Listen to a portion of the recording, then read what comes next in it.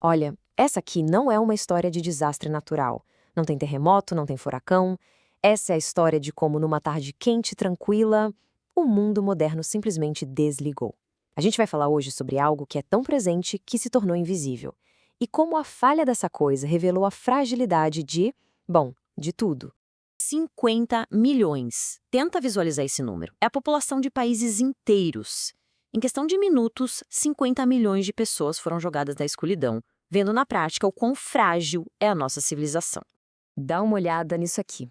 À esquerda você tem a pulsação, a vida da América do Norte. À direita, um vazio. Cidades gigantescas como Nova York, Detroit, Toronto, simplesmente sumiram do mapa.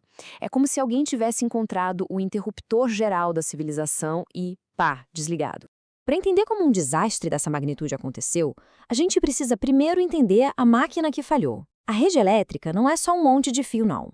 Pensa nela como um organismo vivo, um ecossistema delicado que está sempre estressado, operando no limite do limite. Essa citação aqui do relatório oficial resume tudo. Manter as luzes acesas todos os dias é um ato de equilíbrio absurdo, de altíssimo risco. É uma dança complexa que acontece a cada segundo. E naquele dia, a música parou. O equilíbrio se perdeu de um jeito catastrófico. E aqui estão as regras do jogo. Pensa só. A energia tem que ser gerada e consumida no mesmo instante. E ela vai sempre, sempre seguir o caminho mais fácil, sem perguntar. São essas duas leis da física que tornam a rede tão poderosa, mas ao mesmo tempo tão vulnerável a um efeito dominó. Agora a gente vai para o epicentro do desastre. E não foi uma tempestade, não foi um ataque. O começo do colapso foi uma coisa chocantemente trivial. É isso aí, o famoso efeito borboleta. Um galho de árvore que não foi podado. Uma linha de energia que, com calor, ficou um pouquinho mais longa do que devia. Um toque, um curto-circuito. Foi esse o gatilho de tudo. Mas espera aí, um galho de árvore não deveria derrubar um continente, né? O desastre de verdade aconteceu aqui. O alarme que devia soar não soou. Por causa de um bug de software, enquanto o sistema começava a sangrar energia, ninguém na sala de controle fazia a menor ideia do que estava acontecendo. Eles estavam literalmente voando às cegas. E é aqui que a física entra em cena de forma brutal. Imagina a rede elétrica como uma rodovia na hora do rush. Se a pista principal fecha, o que acontece? Todos os carros fogem para as ruas do lado. Em segundos, a cidade inteira para. Com a eletricidade, isso acontece na velocidade da luz. O nome técnico para isso é falha em cascata, e o conceito é aterrorizante. Quando a primeira linha de energia caiu, a carga dela não sumiu.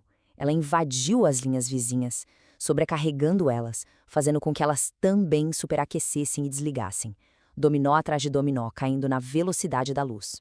E essa linha do tempo mostra a rapidez absurda com que tudo desmoronou. Em pouco mais de uma hora, a gente foi de um simples galho numa árvore para um colapso continental. Às 4h10 da tarde não tinha mais volta. A cascata era imparável. Explicando de forma bem simples, pensa na tensão da rede como a pressão da água num cano. Tinha um componente essencial, chamado energia reativa, que mantinha essa pressão estável.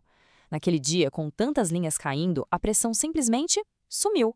O sistema não aguentou o tranco e desabou. Ok, vamos sair um pouco da parte técnica para falar das consequências humanas. O que acontece, na prática, quando o interruptor da civilização é desligado? O ponto aqui é a nossa total dependência de algo que a gente só percebe quando falta. Sem eletricidade, as bombas de água param e milhões de pessoas ficam sem água potável. O transporte público trava, prendendo gente em túneis de metrô. Os postos de gasolina viram enfeite porque não conseguem bombear combustível. Os alicerces da nossa sociedade se mostraram incrivelmente frágeis. E o custo financeiro ficou entre 4 e 10 bilhões de dólares. É uma grana absurda. Mas esse número nem começa a contar as histórias humanas. Cada dólar aí representa uma empresa parada, um salário que não foi pago, uma vida interrompida. Isso mostra que a eletricidade não é só conveniência, é o motor da nossa economia, do nosso modo de vida. Então, qual é a grande lição disso tudo? A investigação depois do apagão revelou uma verdade bem desconfortável sobre a nossa infraestrutura.